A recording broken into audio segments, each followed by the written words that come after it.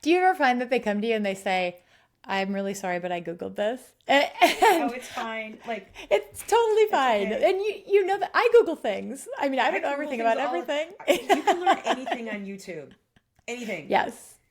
You can But install a, you know, furnace but don't from install looking at mustard YouTube. in your vagina. Don't do that. That just sounds like a bad idea. It just sounds bad.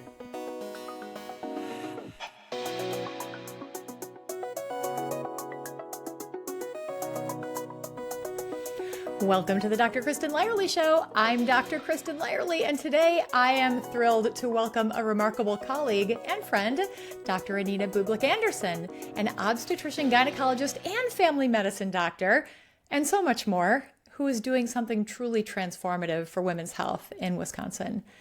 She is the engine behind a brand new, groundbreaking menopause and sexual health clinic in Wausau, of all places, filling a critical gap in care that has left countless women struggling in silence. And as a breast cancer survivor herself, and we're recognizing Breast Cancer Awareness Month now, she brings both professional expertise and deeply personal understanding to this work. For way too long, menopause has been treated as something that women should simply endure quietly, like it's not a significant health transition for us, affecting half of the population. We deserve comprehensive medical attention for this. If we're lucky enough to hit age 50, this is our destiny. And it's not just hot flashes, it's cardiovascular health, it's cancer, it's bleeding, it's mood, it's so much more. And the lack of education, the shortage of trained providers, and the political interference in evidence-based medicine have all created a crisis in women's midlife healthcare. But change is happening. From Hollywood to Capitol Hill, advocates like Halle Berry are joining physicians like us to demand better. We're fighting for federal funding, improved medical education, and accessible care. We're breaking the stigma and we're breaking the silence. And that's what today's conversation is about. It's more than just menopause care, more than just sexual health. It's about how we're reclaiming women's health from the shadows of medical neglect and political manipulation. So let's dive in. Anita, welcome to the show. Hey, Kristen. Thanks for having me. I'm so excited to be on your show. This is great. I am so excited for what you're doing because you are a Wausau gal. You were a practicing OBGYN doc delivering babies when breast cancer struck. And your journey has really created this opportunity for you. Tell us about it. Yeah, it really has. I was living the dream, raising three small children and full scope OBGYN practice, robotic surgery, lots of babies. And then it all came to a screeching halt when I found a mass in my breast and my mammogram had missed it 5 months earlier.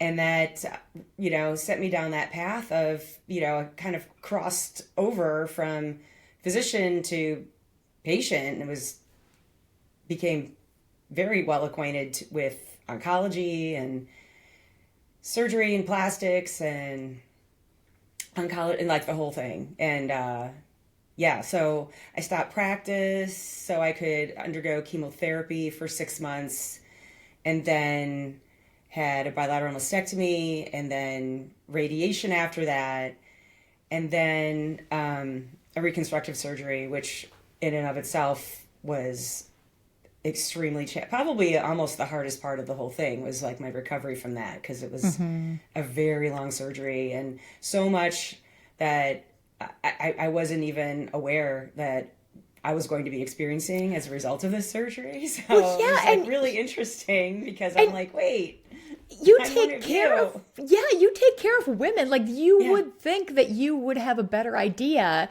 but you were young and you had little Yeah, kids at home. I And so did. Yeah. there you are in the middle of this. Yeah, it was really, really hard.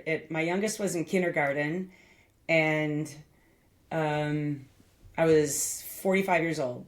So, and I'd been having routine testing since I was 35 and never picked up anything. So I'm really thankful that I was able to, find that mass because I don't think I would have made it to my next mammogram because this was a triple negative breast cancer, particularly aggressive.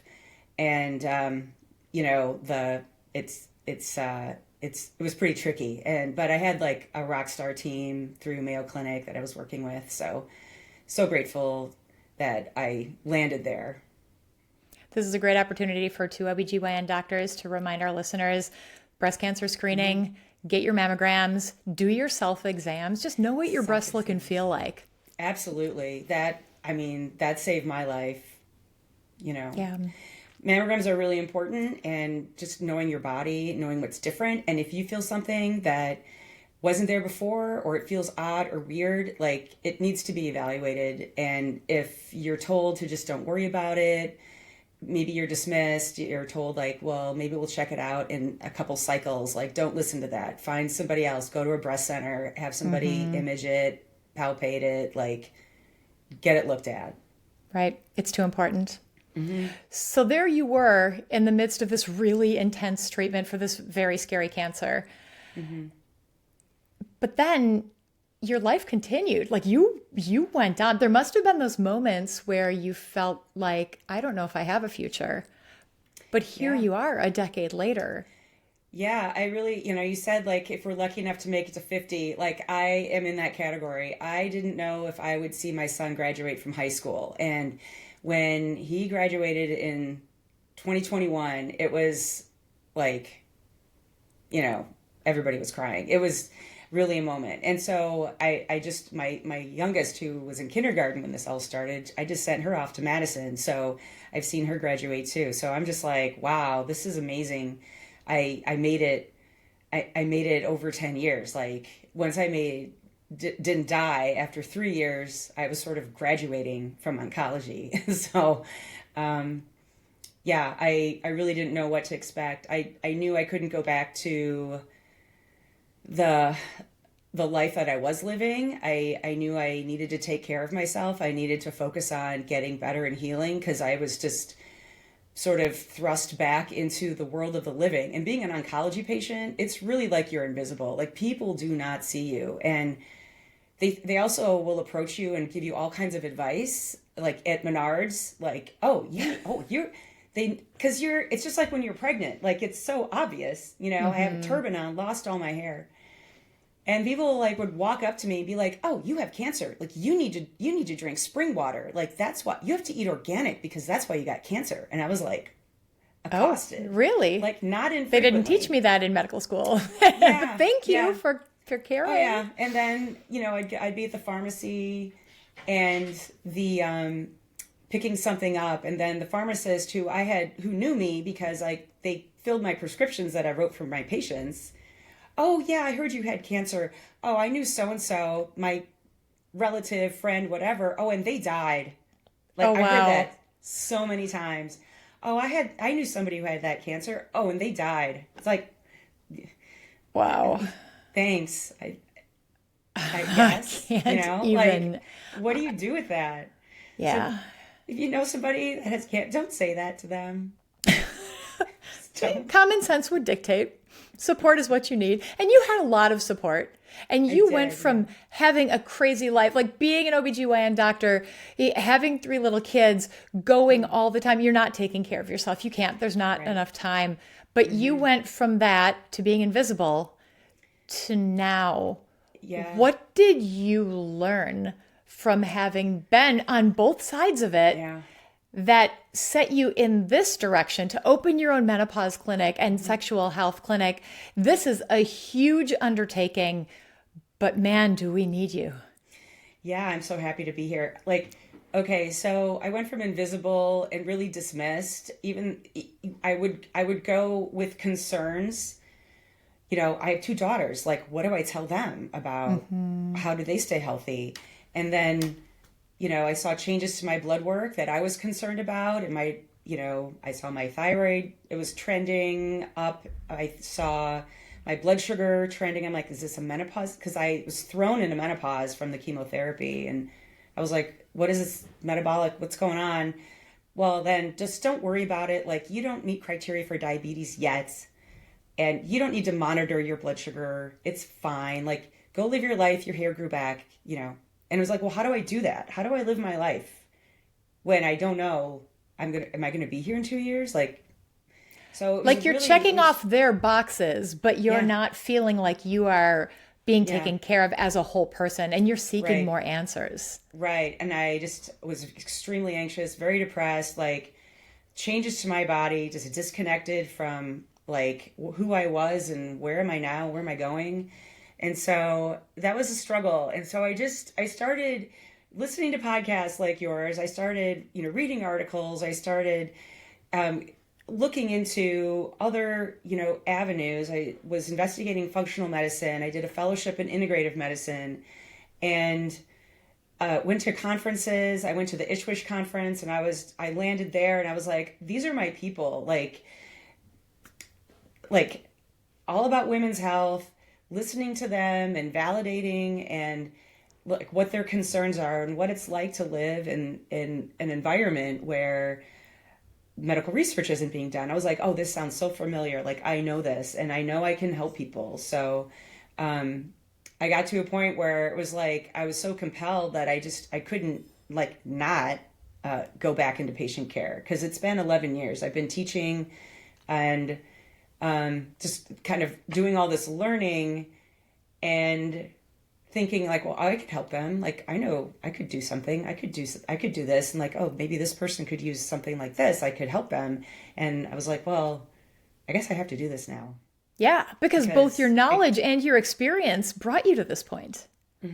yeah. So I came out the other end and I was thinking about it for a couple years and, just decided it was time. So, what kinds of services do you offer at your clinic for our listeners who are thinking, oh, me too? Because there are so many of us. I mean, 1 in 8 women in this country will have breast cancer in her lifetime, but everybody who lives through menopause will have menopause. So, and if you go through menopause, it's likely that you'll have some sort of an experience that you'll be seeking information. So, what do you Yeah. offer? Yeah. So I'm focusing on, women in this transitional time of, peri and menopause, which can last years. Perimenopause can last years and that whole transition.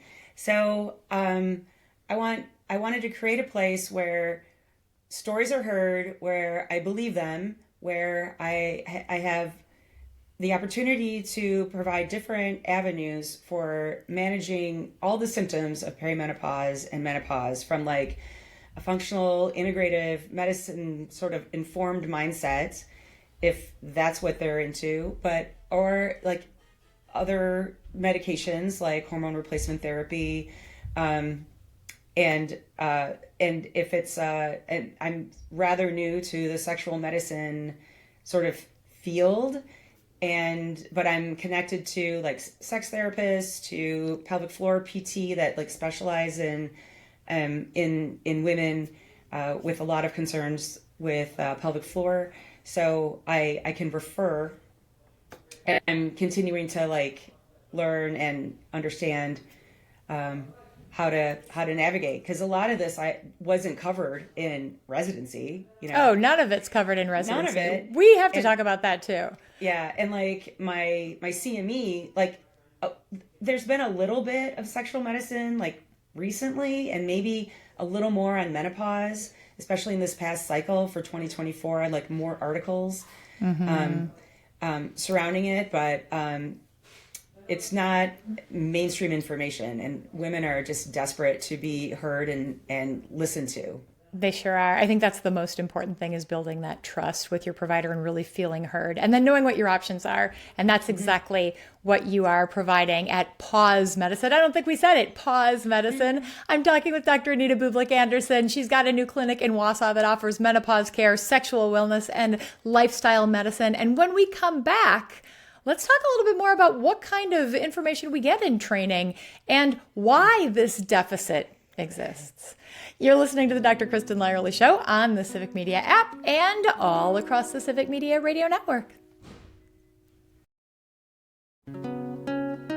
Welcome back to the Dr. Kristen Lyerly Show. I'm Dr. Kristen Lyerly, and I'm talking with Dr. Anita Bublik-Anderson. She is just starting a sexual health and menopause clinic in Wausau, Wisconsin, because it's based on her own personal experience. She's a breast cancer survivor, and she knows what it feels like to be experiencing all of these terrible symptoms and not have anywhere to turn.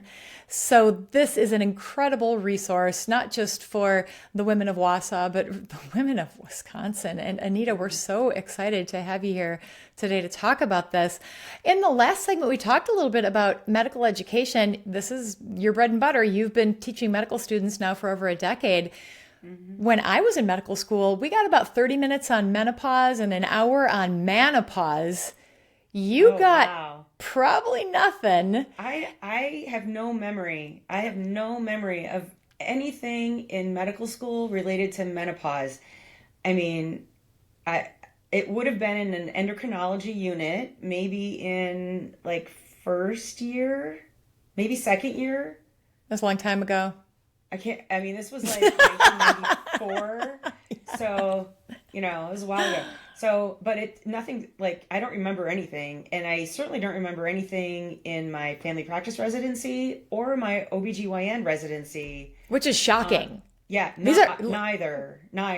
And then all the CME we've done, you and I have to do every year. Continuing medical education. Yeah. Yeah, there's been very little up until recently. There's been some really nice articles in 2024 that I selected.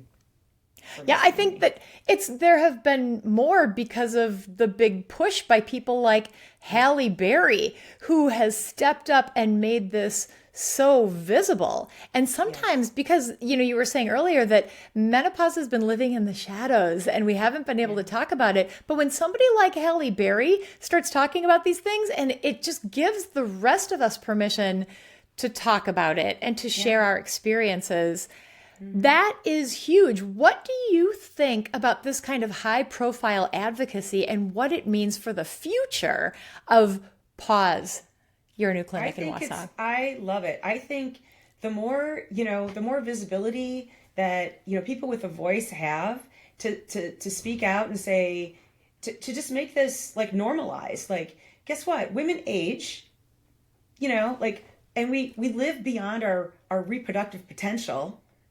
And like, I definitely am, and so we're worth paying attention to. We demand to be paid attention to and taken care of, and like get the things that are going to improve our life. I think we've been denied that for so long. But women can pound their fists as much as they want to, unless physicians are listening. Right. It doesn't matter. Unless healthcare providers hear us and have options for us, it doesn't matter. So we have a role to play here in advocating for change and making sure that these services are available.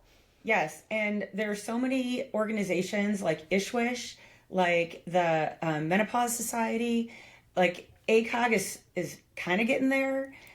There's just more information out there that is current, that, there's a big campaign that Rachel Rubin is behind to like change the black box warning that's on every single estrogen product in this country, despite how it's administered, despite its dose, or like how it's made.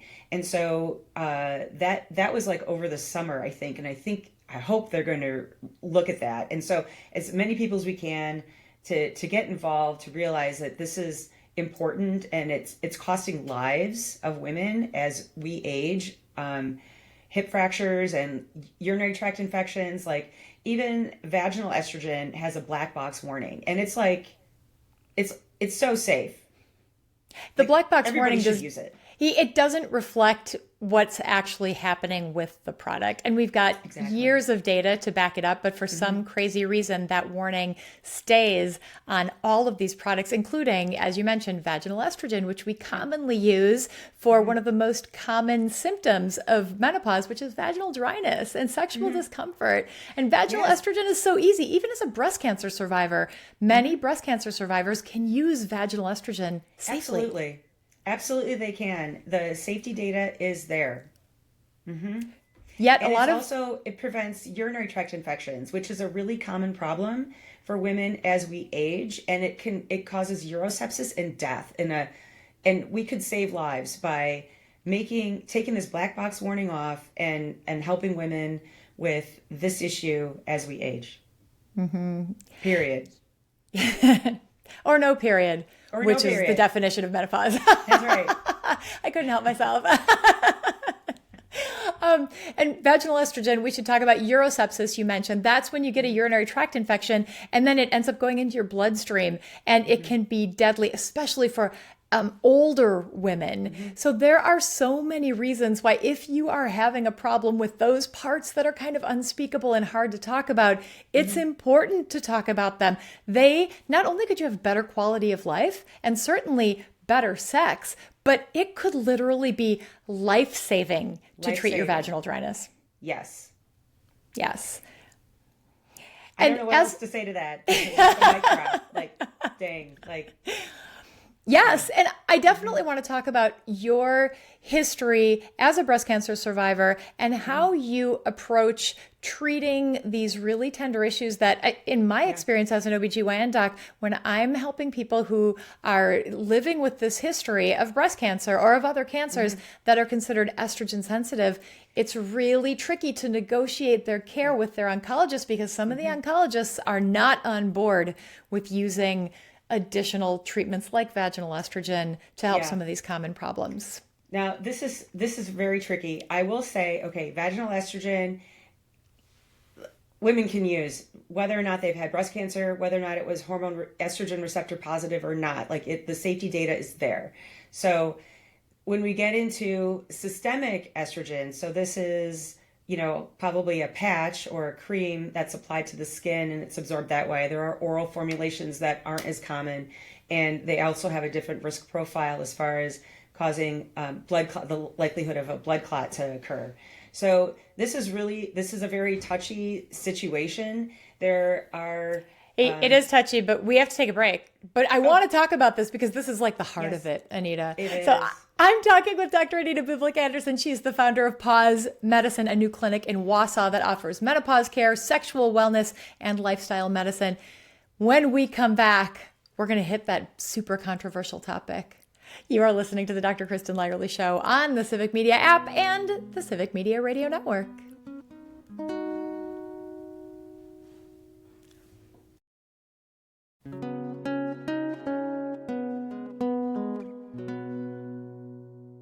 Welcome back to the Dr. Kristen Lyerly Show. I'm Dr. Kristen Lyerly, and I am here with my colleague, Dr. Anita Bublik-Anderson. She just opened a new clinic in Wausau called Pause Medicine.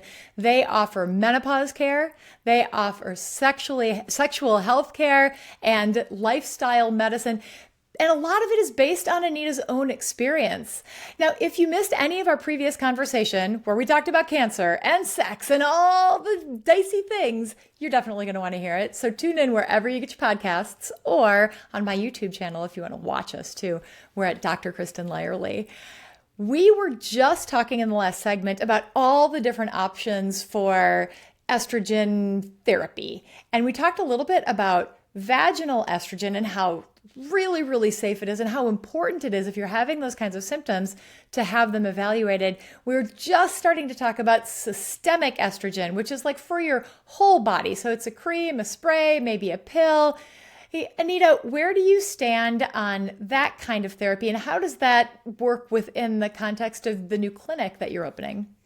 Yeah, so my goal is to meet patients where they're at. So if they want to stay away from, there's a lot of safety data out there, but if that's something that doesn't sit well with a patient, then there are other options. There are other products that you can take to at least relieve some of the menopausal symptoms that you could be dealing with. If it's a sleep disturbance, if it's an energy thing, if it's hot flashes, there are other options out there. Some are herbal, some other things you can do to optimize your sleep. And then hormone replacement therapy in the form of, a topical like patch spray. Those are options. Some women don't like to have things on their skin. There is an oral therapy too, but that's, a little more likely to cause a blood clot. But it's certainly an option for many people. Yeah, and a little more likely means like it's still pretty incremental. It's still pretty rare. And the oral medication what was it, 20? I don't know. Are you talking about the Women's Health Initiative? Yeah, the Women's Health Initiative oh, study it was when so that came long out. ago. So miserable. It was so long ago, and it was on a different type of hormone. It was, and this is like the whole mythology of like how we got here was the release of that study before it was even like analyzed. It was released to the media, and so it became this whole big, controversial thing that estrogen hormone replacement therapy causes breast cancer, and the hormone that they were using at the time was called Premarin, which is derived from pregnant horse urine. Like, guess what? We don't use that anymore. Yeah, I think we need to back up a little bit. So the Women's Health Initiative study was a huge study, and it was intended to look at heart health, not at menopause symptoms so much. Correct. But what happened was when they looked at the data early on, they saw some concerning trends. So they just stopped it. And the message that the public got was hormone therapy is not safe. So that happened when you were practicing. I was in training, and it was like we didn't get any training on hormone therapy because at the time we weren't prescribing it. Doctors were not prescribing it. Patients were not seeking it. And it really forced people who were suffering. And don't get me wrong. People suffer with menopause. Some people breeze right through it and it's no problem. Other people, vaginal dryness, hot flashes, sleep disturbances, mood issues, you name it, it certainly could be perimenopause. And that's why it's so important to get it checked out, get some answers so you know what your options are. And you might not even be suffering greatly, as you say, from all those symptoms, but maybe you want to optimize your bone health or your cardiovascular health. Yes. And that's why you want to be on estrogen, because or maybe your libido is decreased. So, and maybe you have some vaginal dryness. So like you can use a vaginal estrogen, and there's systemic estrogen that you can take too that can help with those things. But like for your bone health, your cardiovascular health, those are systemic types of like the patch or a spray, even the oral form that can help you with those endpoints. And like the number one killer of women is cardiovascular disease. Yes. At this age. And if women get a hip fracture, then they're more likely to die within the next year. And so bone health is so important, as is our muscle health.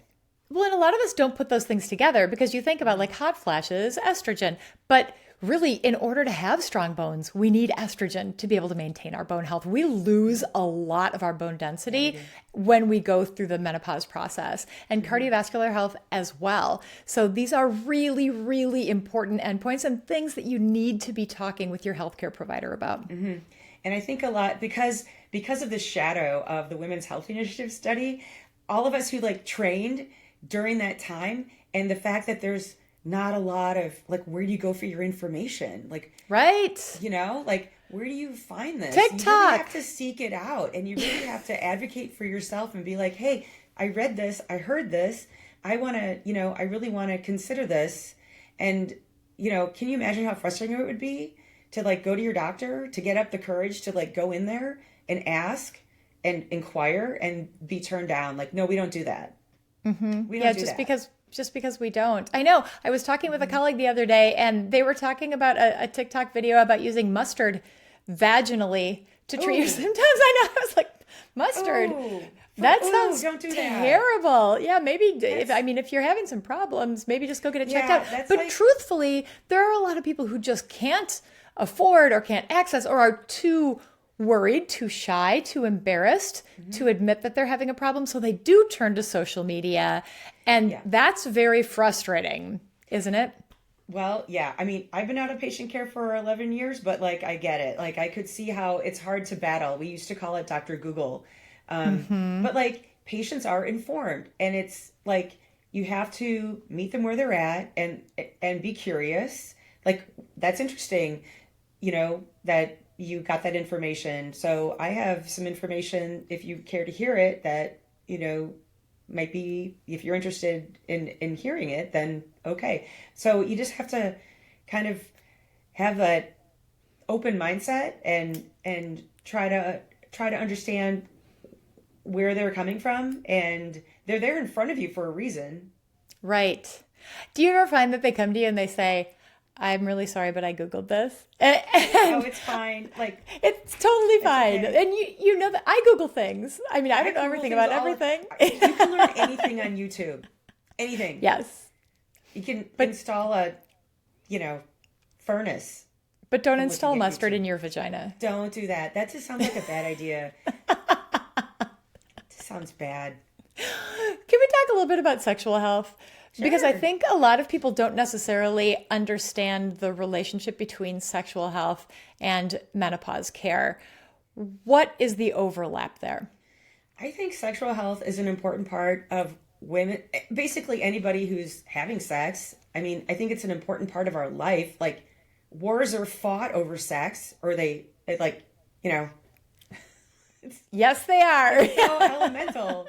It's just such an important part of our life. And I got zero training in this as an OBGYN. Like, I was delivering all the babies, I was preventing pregnancies, I was terminating pregnancies, I was taking care of everybody pregnant, but I got very little education on on the sexual part of it. And a lot of that I understand happens in urology, which is typically like for men. And so maybe they're getting all the education like people who are dealing in women's health like aren't getting it. Yeah, I don't know. I'm just feeling like it's not there, and people are It's really bad. grossly misinformed. And, that bleeds over into a different area of our work, which is reproductive medicine, and how you look at like what's happening in the abortion world and being able to access birth control and the politicization of that piece of it. It's kind of a mirror of what's happening in menopause. It's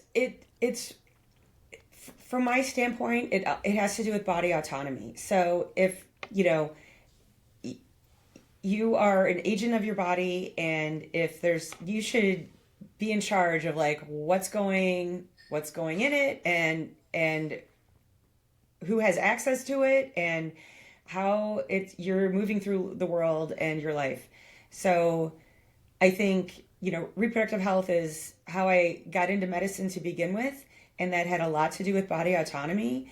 And one of the greatest things what I loved about my job was that women would come to me and they'd be like, they're having crazy bleeding, and they can't wear white pants anymore, in the summer, and they just want to wear white pants again. I'm like, yes, I can help you. Or they don't want to have a pregnancy like just now, but it's like, okay, let's find the right thing for you that's going to work for you, so you can like live the life you want to live. And when you're ready to have a family or try to get pregnant, then like let's work on that too. So, and I think in menopause, it's the same thing. Like, how are things going?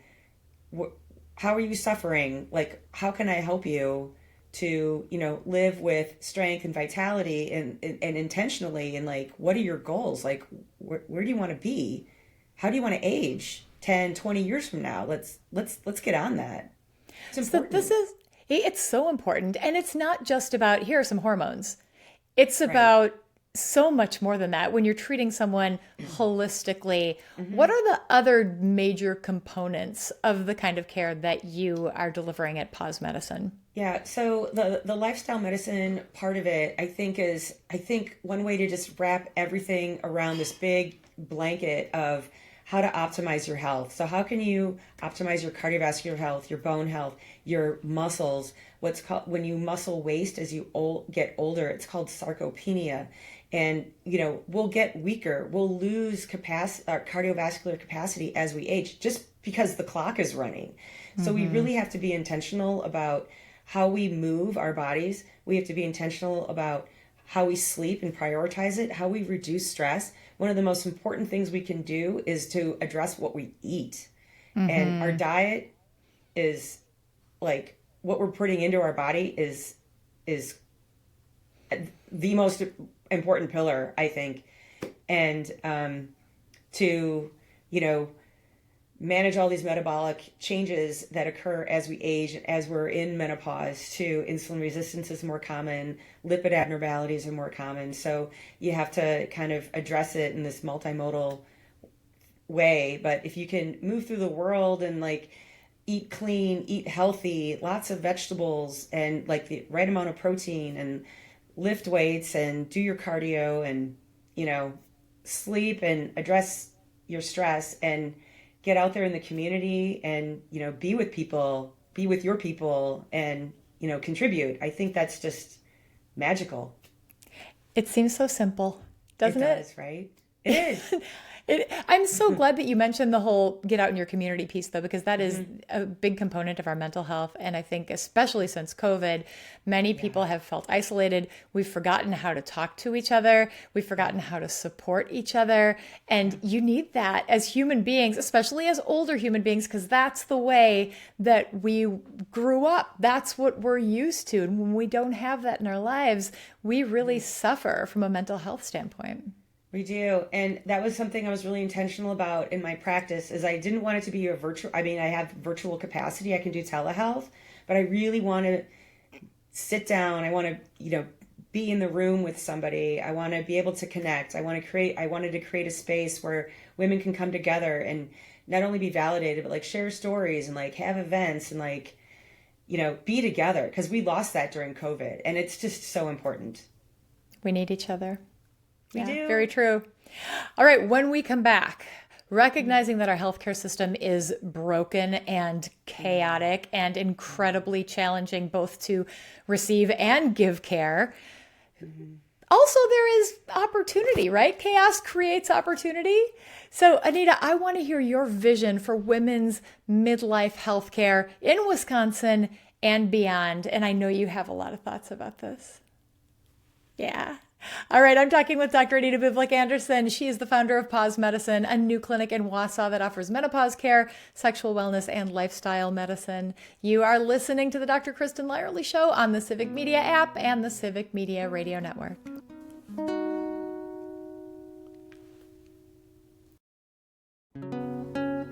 Welcome back to the Dr. Kristen Lyerly Show. I'm Dr. Kristen Lyerly here with my colleague, Dr. Anita Bublik-Anderson. She is the founder of Pause Medicine in Wausau. It is a new clinic that offers menopause care and sexual wellness and lifestyle medicine.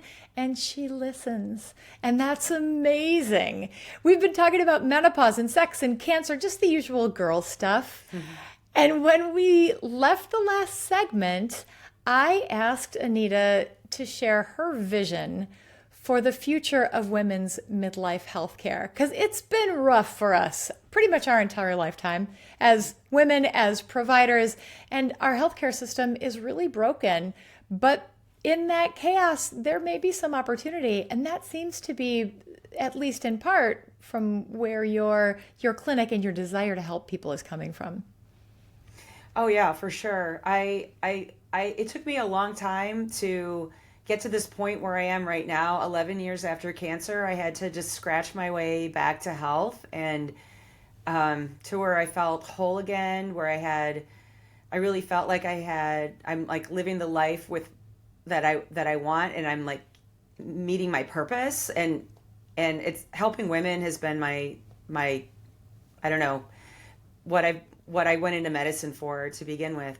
So I feel like I've arrived, and it took me a long time to find a doctor that would partner with me, and to give me what I needed. And as a patient, yes, I got a lot of things from doctors. They saved my life. I had an amazing team at Mayo. I had excellent care, and it took me, but it also took me. I was also dismissed by many doctors for my concerns that I had, and was just told, you know, you don't meet criteria, or this is what we have for you, or we just don't do that. And so I found somebody that I was able to partner with, and that's worked out really well for me, but it took me a long, long time. Mm-hmm. And I just I wanted to be a resource so that women, I mean, I'm pretty resourceful. You know, I got my way through medical school and where I am today. And I just didn't want women to have to fight so hard to find somebody who would listen to them. But my dream would be for women to kind of be able to tune into their body and meet with somebody who would be curious, who would listen, who would partner with them and go on this journey together to like hold their hand and be like, maybe I don't have all the answers right now, but I'm willing to like look around and listen to what you have to say and give you my opinion and maybe think about like some other way if that's what you think would work better for you. And I think partnering with a patient, I think that's what this is all about. It's about meeting people where they're at and hearing them and kind of respecting their place of where they are. We can be a resource. We could help educate also. That's a lot of what we do in medicine. Especially around pregnancy, because like if you've never had a baby, like it is like unknown territory if you've never had a kid. Like it's a journey. It is. It's wow. Yeah. And like parenthood to begin with. I mean, I still have a teenager. So like that was a whole, raising teenagers is challenging. Just like everything else, like when it comes to your body, like everything is evolving. And that's why you need a partner and you need somebody who will advocate for you and teach you how to advocate for yourself. So in the waning moments that we have together, what message do you want to leave with our listeners about menopause, sexual health, and the importance of being able to advocate for yourself when you're not finding what you need and you've got to figure out how to get by, how to be treated like a whole human being? Yeah, I wouldn't stand for, I would want women to know that they don't need to suffer, that they don't need to like be dismissed or turned away. Like if they're experiencing that, then they need to keep looking. They need to keep searching for that, ask your friends, your family, like somebody in book club, like who do you see? Like this is what we need to talk about this. We need to bring it from behind the shadows and experience like what this is, like talk about it. What are the issues you're having with your sexual health? What are the issues you're having surrounding, perimenopause and menopause? Like, what is that like for you?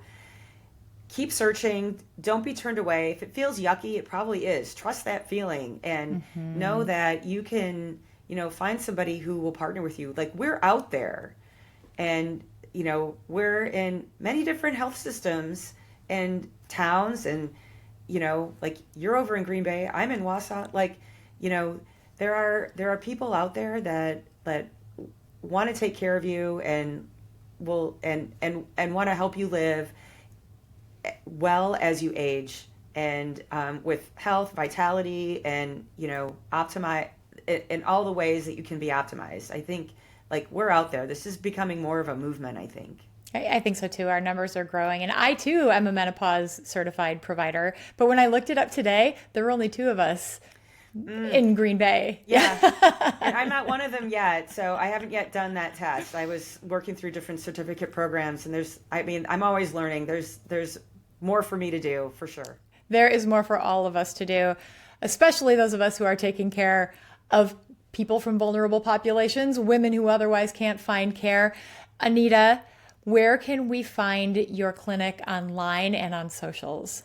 Sure. I'm at pausemedicine.com and my website's live. My phone's just got turned on today. Yay. And I'm also on social on Facebook and Instagram. And patients can book appointments with me online as well as discovery calls just to see if we're a good fit. Great. And it's a 15-minute free consultation, a discovery call. That's right. Yeah, that's amazing. Anita Bublik-Anderson, my colleague and friend, doing incredible work in Wausau, taking care of people who are suffering from menopause symptoms, sexual wellness, lifestyle medicine. Thank you so much for joining me today. Thank you, Kristen. Such a pleasure. Here's to the future, my friend. Cheers. All right. If you missed any part of our conversation, you can always find it on civicmedia.us and wherever you get your podcasts and on our YouTube channel at Dr. Kristen Lyerly. And please, we love your comments. So find me on the socials, send me a message, let me know what you thought of the episode and what you want to hear more of. Many thanks to Abraham Lyerly, our producer, and so much more, and Nick Tierman, who composed our theme song. And until next week, you're listening to the Dr. Kristen Lyerly Show on the Civic Media Radio Network.